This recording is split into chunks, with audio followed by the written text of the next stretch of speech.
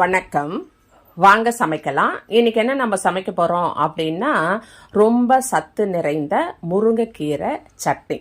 இது இட்லி, தோசை, சாதத்துக்கு கூட போட்டு பிசைஞ்சு சாப்பிடலாம். அவ்வளோ சூப்பராக இருக்குது. நீங்கள் முருங்கைக்கீரையை பொரியல், கூட்டு, சாம்பார் அந்த மாதிரி செஞ்சுருப்பீங்க.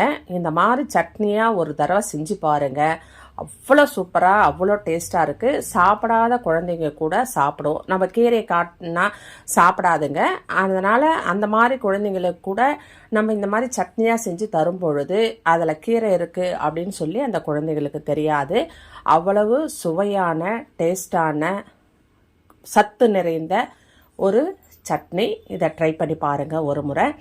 இது எப்படி செய்யணும் அப்படின்னா, முதல்ல ஒரு வாணலி எடுத்து 2 ஸ்பூன் எண்ணெய் விட்டுக்குங்க. எண்ணெய் விட்டுட்டு 2 ஸ்பூன் கடலைப்பருப்பு, 2 ஸ்பூன் உளுத்தம்பருப்பு, ரெண்டையும் நல்லா பொன்னிறமாக வறுத்துக்கங்க.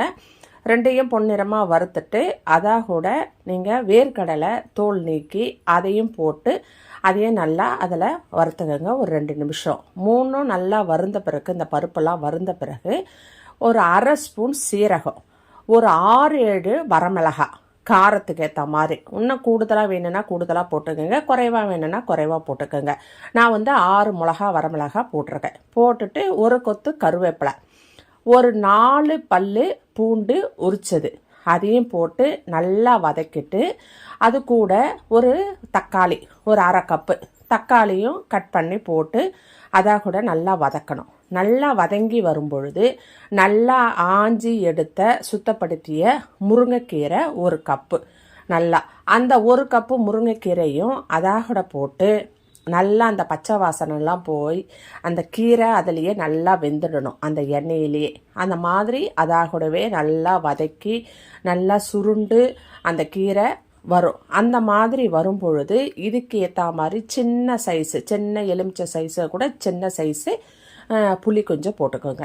புளியும் போட்டு அதையும் நல்லா வதக்கிட்டு கல் உப்பு ஒரு 1/2 ஸ்பூன் அதையும் போட்டு அதையும் நல்லா வதக்கி நல்லா இந்த கலவையை ஆற வைங்க. ஆற வச்சு மிக்ஸி ஜாரில் போட்டு நல்லா நைஸாக அரைச்சி எடுத்துக்கோங்க. அரைச்சி எடுத்துட்டு இதுக்கு ஒரு தாளிப்பு பண்ணணும். நம்ம எப்பவும் தாளிக்கிற மாதிரி தான். ஒரு வாணலி வச்சு சின்னதாக 1 ஸ்பூன் எண்ணெய் விட்டு கடுகு, கொஞ்சோண்டு சீரகம், ஒரு வரமிளகா உடச்சி போடுங்க. உடச்சி போட்டுட்டு ஒரு கொத்து கருவேப்பிலையும் போட்டு அது நல்லா பொரிஞ்சதும் அந்த சட்னியில் ஊற்றிடுங்க. ஊற்றி கலாரி எடுத்து இட்லிக்கு வச்சு சாப்பிட்டிங்கன்னா அவ்வளோ டேஸ்ட்டாக இருக்கும். இது இட்லிக்கு மட்டும் இல்லை, தோசைக்கு சாப்பிடலாம், சுட சாதம் போட்டு அதையும் பிசைஞ்சு சாப்பிடலாம்.